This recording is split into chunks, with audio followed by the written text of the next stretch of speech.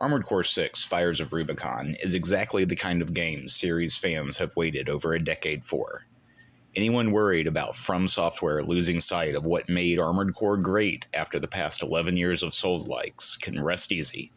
From the massive mech battles, extensive garage options, and 1v1 arena fights, all the way down to the searing disrespect for late-stage capitalism, Armored Core 6 delivers.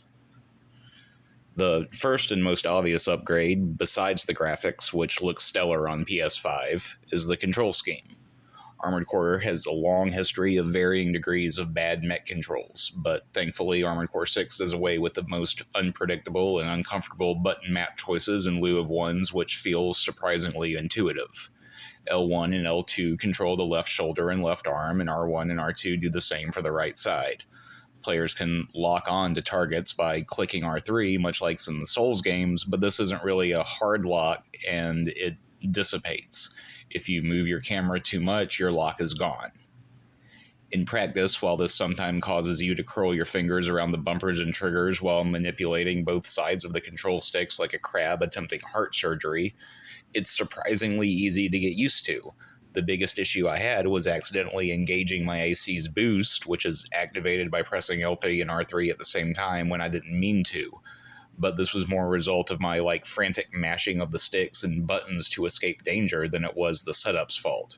For a series that used to make you look up and down by pressing the left and right triggers, Armored Core controls have come a long way. The story of Armored Core 6 follows well in line with what players have come to expect from the series. There are multiple large corporations who are constantly engaging with either battle or backroom deals with each other, and the twist this time is that all of them are focused intently on controlling Rubicon itself. There is also a resistance force attempting to keep Rubicon out of the hands of the corporations, and every mission you take will advance one group's plans at the detriment to the others. As a mercenary with no other name at the start other than 621, you're ostensibly just here for the money, but it's up to the player to decide just where their allegiances lie. Each sortie you engage in moves the plot forward, and certain important missions, which are designated with a branching path icon and the word decision in solemn orange text, will lock out other paths entirely. Without spoiling anything, the story is absolutely worth playing through more than once, just so you can see the results of different choices, but doing so may test your moral flexibility. One of the best things about Armored Core 6 is how confident the game is, and how it knows pretty much exactly how long a mission should last. All of the sorties players send their AC on are usually wrapped up in 5 to 10 minutes, if not less, and almost every extremely difficult showdown and boss fight is preceded by a checkpoint and a resupply drone. Crucially, players can now visit their garage and switch out AC parts from the restart screen, making it incredibly easy to experiment with different weapons and builds without replaying entire missions. That being said, replaying missions is the big draw here. Some areas have hidden containers with AC parts inside for you to find, and players can earn money, roughly half of the original mission's reward, infinitely by replaying them as many times as they want.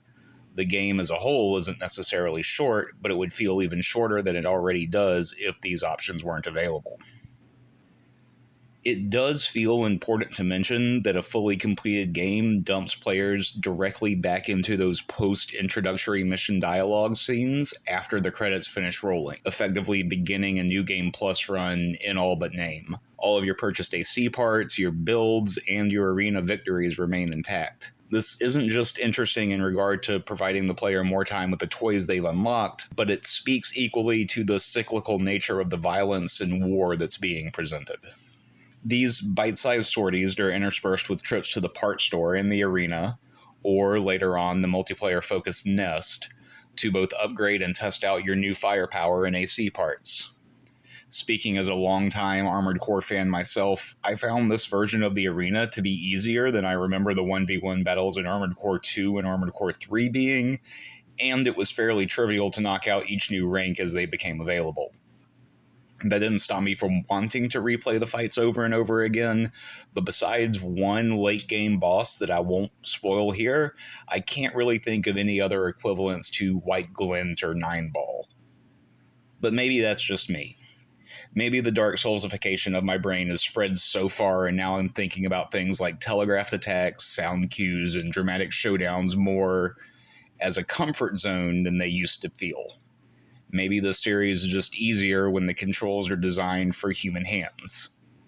None of that means Armored Core 6 isn't challenging. It just means that I should probably stop trying to do Elden Ring no death runs and just go play something like the Texas Chainsaw Massacre or Story of Seasons, Friends of Mineral Town, just for a while to reset my brain. I haven't seen patches yet in Armored Core 6, but I really hope he's in there too. Armored Core 6 is one of the best mech games I've experienced in years, and it's one I expect to play through at least 2 more times. The story of Rubicon, and how your decisions as a mercenary shape it, is one of my favorite stories in gaming this year, up to and including all the big releases that have come out so far. It's an exceptionally well-made title with few bugs, incredible graphics, great gameplay, and a thought-provoking narrative. I just wish it was a little bit longer. Armored Core 6 Fires of Rubicon releases for PS5, PS4, Xbox One, Xbox Series X and S, and PC on August 25th, 2023. A PlayStation 5 code was provided to Screen Rant for the purposes of this review.